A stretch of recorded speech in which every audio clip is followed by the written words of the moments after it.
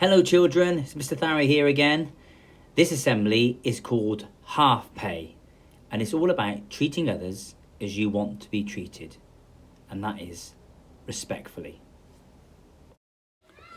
Many years ago there lived a woodcutter who was a very mean man.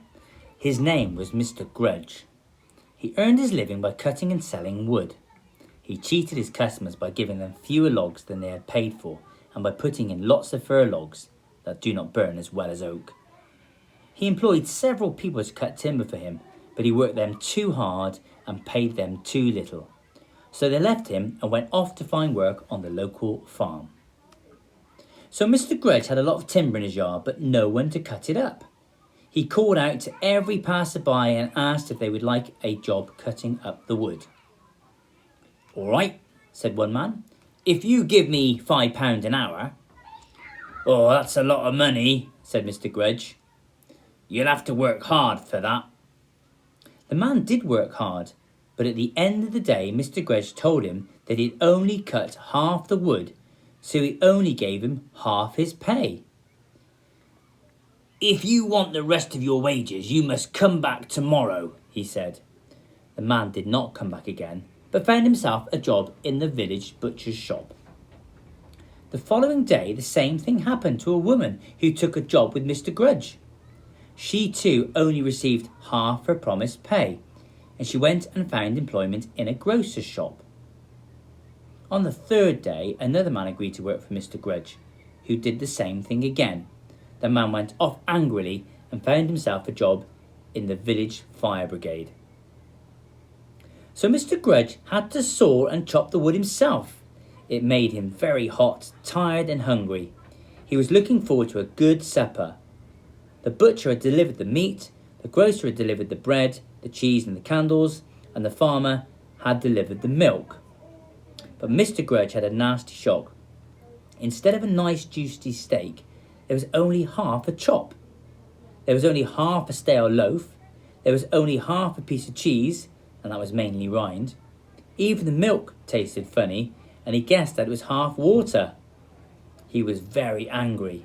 He was thinking about the rude things he would say to the farmer, the grocer and the butcher the next day. He lit the candle and went to bed with his stomach only half full. But instead of the wax, the candle was half cardboard, and it burned down. It set fire to the table. The fire soon spread. He rushed to the window and shouted, "Help! Help! Fire! Fire!" His house was ablaze.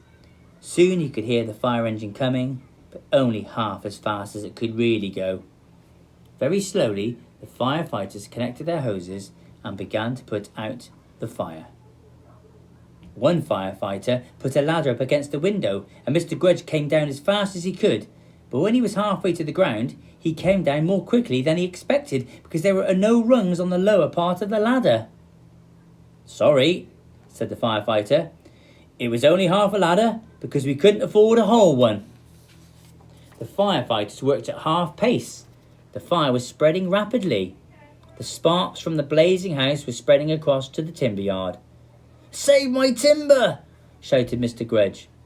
The fire was beginning to be put out in the house, but by this time all the wood in the timber yard was burning like a giant bonfire.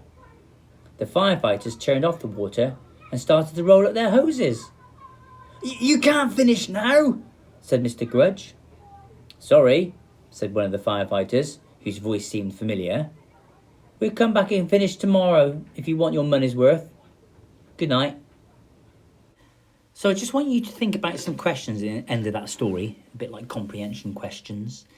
Do you think the firefighters were mean to Mr. Grudge? Have a think about that. Second question is, why did he only get half a chop from the butcher?